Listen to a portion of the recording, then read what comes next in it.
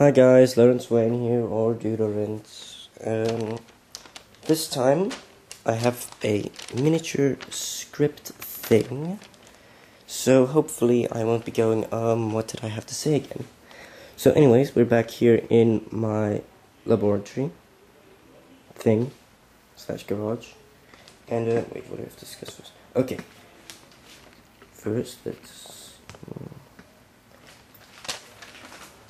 So, I've been working with a company called TDX Games to create a console for them. I think I discussed this previously, but I've gotten quite serious about it now, and this is basically what the design looks like. Now it's going to be open source anyways, because we're forced to due to it. It's based off the hack vision for safety reasons. Now, it doesn't have very good specs. You have an 80 mega audio and video, very low quality black and white. We have a clock, auto reset circuit programmer, 9-volt voltage regulator, XYZ, the D-pad, reset and menu, or home, or start, or select, or whatever you want to use that for. And a bit of text all over the place. And then the component schematic. I'm not gonna go explaining that. So, anyways, this has about the specs to it has the specs to run LOS, the original prototype. LOS Progress Update 1. It's got the same microcontroller and well, it's much cleaner of a design compared to the other LOS. It's not too powerful, but it does have the advantage here over all other consoles. A program. And it appears when you zoom in, you can see all the dust on my screen, which is embarrassing. You can basically code your own programs for it, with a programmer cable thing that will come with it. So if you want to design games for a console, this is probably your best bet or easiest solution, because modern things like WJGL, OpenGL, DirectX, all those graphics libraries are very hard to use. This one, on the other hand, is actually very, very simple. So yeah, it's got that advantage. You can basically create your own games for it, and you can reprogram it with a USB programming thing. So that's the advantage this console has over other consoles. Otherwise, its graphics are crap, its audio quality is crap. Oh, and it's the TDX Micro. So it actually fits in the palm of your hand. And like small one. So this is my hand. It's about that size. Not sure if the camera can see that. It's focused here today. It's about that size. Ish. I don't have the exact design thing here. I'm not going to be taking measurements. Wait, what's next? Right, the GPU. So, as you guys probably noticed, right, LOS over there is on a halt, slight halt. This is for two reasons. One, I got very angry at my Arduino Mega for not working with the code I needed for file browsing. It kept failing, it kept crashing, it kept doing things wrong. And now I can't even get the original one working that I showed you in the video because I lost the backup. So, now I have nothing. So I kind of like mini rage quit on the design and went on a little strike with LOS. It's probably temporary. Well, I thought, until the second reason. Don't worry, this is actually a very good reason. Wait, I should have prepared these tabs. Still not here. Let's see, this thing.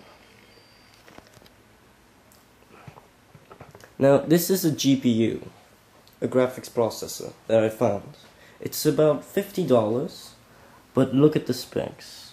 Simple VGA interface, blah blah blah, no one cares about that. It's got built-in SD card, so I no longer need the interface I'm currently working with, I'm gonna have to redesign the whole protocol anyways. So there's no point in me trying to make the file passing work now, because I'm gonna have to work with this thing's protocol. This thing is very powerful. It runs, look at these resolutions, and it's full color. Full color. Where does it say that in the specs? DOS compatible file access, dedicated PWM, high-level graphics functions and algorithms, display full color images, animations, icons, and video clips. I can't zoom in anymore. It can display full color video clips. Just to give you an idea of how powerful that is. So I can play like my LOS videos on LOS. That would be cool. Or even my Red Game videos. It's just, I know people are going to comment about Inception on that, so I just know. So I'm going to mention it beforehand. Okay, what's next here? Discussion on what this has to do with the consoles. Okay, so basically with these specs, I might be able to make a console that compares to the... Oh, I didn't write that down. The console before the Nintendo DS. What was it? The Game Boy Advance. Yeah, that was it. Game Boy Advance. I basically beat those specs almost entirely. Because I have full color and higher resolution and all that stuff. So basically I'm actually catching up to modern technology.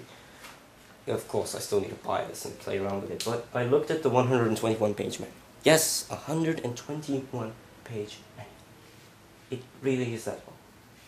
I just scrolled through it that way. And it turns out to be, for a 121 page manual, quite easy to use. Let's see what's next on this list. Okay, about my lab setup. I really do not know why I put them in this order. Okay, let's see. Disconnect camera. Let's do that. Let's just put on this thing. The script helps a bit. I shouldn't be saying what the script says though. Anyways, I sorted my electronic parts in a lot of boxes. So let's see if we can find the names here. These are all resistors, by the way. I couldn't fit all the text on the name tags. So I just, I know it's panel mount, other components, VRobot, already made, digital logic. So I have all my chips in here. Oh, digital logic. Anything with memory goes under digital memory. Analog, I'm low on analog chips right now.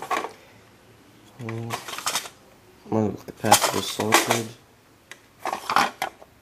The resistors. You also have the numbers written on them, so I don't have to check those all the time. Element components. Pins. Sockets. It's all sorted. So that will make development go a bit faster. I really don't know why I discussed that. Well, it took very, very long for these resistors to be sorted. It took me about a day. It's like as boring as sorting Legos, except you actually want to do it. Because when electronics are this small, and they're in a value you can't read, because it's stupid colors, and I can't memorize those colors, and then it's a problem. Now next, according to the schedule, I need to display LED thing.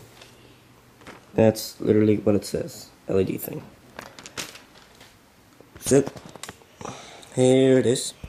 I keep putting my fingers on the microphone. This is what's kind of called a night rider. It's basically where the LEDs go. I'll just show you. It's 5 LED night rider pattern. It goes left and right. Can you see it? Yeah, you can see it. So that's basically all it does. It's quite an advanced circuit-ish thing. No, it's actually quite a simple circuit. But it's got this cool feature over here. I can adjust the speed.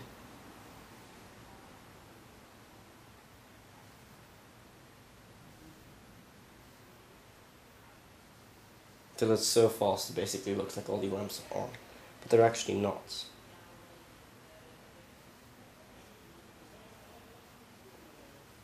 basically PWM signal now.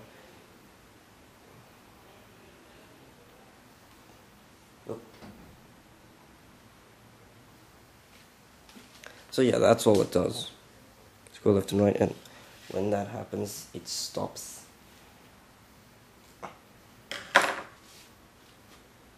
And now we have a short somewhere. Stupid diamonds. No, that's not. Well, I'll discover the problem. Oh, no, don't. So, yeah, wait, back on this side. That's the main circuit. My dad actually got quite interested on it, and he wanted it on his car. So what I went and did was I designed... No, shut up. Oh, well. Yes. Yeah. This. It's basically a replica of the circuit for the Knight Rider. As you can see at the top here is where those lamps connect to, because I'm keeping those lamps, they're quite nice. Here we have the control speeder thingy, power supply, chips, diodes. So yeah, I actually got this board printed quite recently. Well, I'm getting this board printed. So this is going to be my first ever printed circuit board. And yeah, my dad's planning to pay for it. It's a pretty cool little light pattern. And, you know, I want to do something simple for my first project. I'm wondering if I should explain this, because I didn't mention that. By the way, if you looked at the text, this is Eagle design we're currently on. Okay, so I guess you had to look at it. Oh, and I also manually routed that. Meaning these little wires you see here, these blue with these red wires, they aren't automatically placed. I placed them all manually. Because apparently the auto router, the automatic wire replacer thing, for those people who speak normal English, is crap, apparently. So, okay, on the last thing on my schedule is the default. So, wait, I have a little story here. I'm doing electronics right now, as you can see, and I kinda need a function generator and an oscilloscope and a voltmeter because my multimeter is broken, or something is wrong with it. I don't know, the battery's dead, and the little, what are they called, the pin things, yeah, whatever those things are, they don't conduct properly, which gives me annoying results. So when I went on the internet and I tried to look for oscilloscopes, they're usually very expensive, very expensive devices. But I found a full-featured oscilloscope, logic analyzer, wave generator thing. That's very small. It's the world's smallest full-featured oscilloscope thing. Looks very fancy. I looked at the manual. It's got quite a lot of features. That's all the Batman. I'll give you an idea of the size. This is it compared to a 9-volt battery. It's quite small. They sell a slightly larger model for a slightly larger price, of course. It's got USB connection, so you can connect to your computer and stuff, and the rating is 5 stars. Wait, let's see if I can find the bigger model. Yeah, that's the small model and that's the big model. Comparison. Now, for the price, it's $50, which is extremely cheap for an oscilloscope, because these things usually cost quite a lot of money, so I'm definitely saving up for one of these. I'll probably put the link in the description as well for if you are an electronics geek and also want an oscilloscope that fits on the breadboard. It's breadboard compatible, by the way. And yeah, great. Here I go again with the thing. Even though I have a script in front of me. So I guess that's it, because I didn't write anything else down. So I didn't plan this last part either. Just comment on. I had to tell you to comment on something. Oh yeah, that was it. If you would if you would buy that console, the TDX Micro, without the color. And by the way, that GPU I might probably use I discussed that in another console. Oh, and probably make LOS work on that. And create my own custom printed circuit board for LOS. So it's no longer in the shoebox, because the shoebox is using all my resources that I want to use for general electronics, like the Mega and the Uno and the SD card shield and the buttons, and especially the wires. So yeah, comment if you would buy that console and you like a program, because remember, you can make your own games for it and stuff. It's really easy to make games if you have basic programming. And you hardly even need like images and stuff. You can import images and stuff. They're very basic. You've got, high score table things.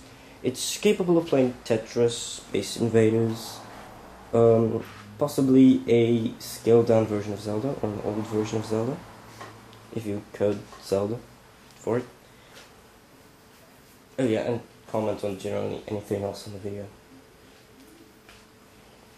Okay, so that's about it. Comment, rate, subscribe,